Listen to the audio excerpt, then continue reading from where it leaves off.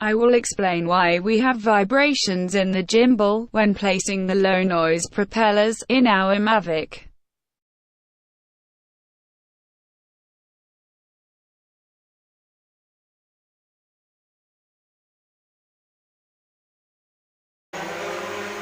The original propellers of the Mavic need 570 revolutions to fully deploy the propellers and keep the flight.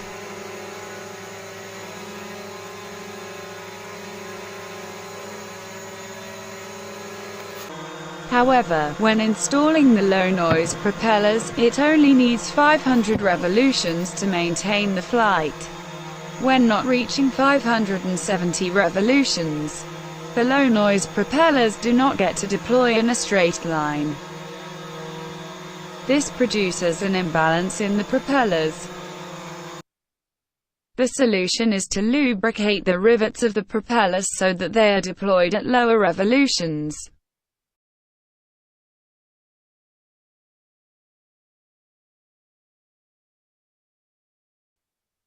Lubricating the rivets, we will be able to deploy the propellers at 500 revolutions.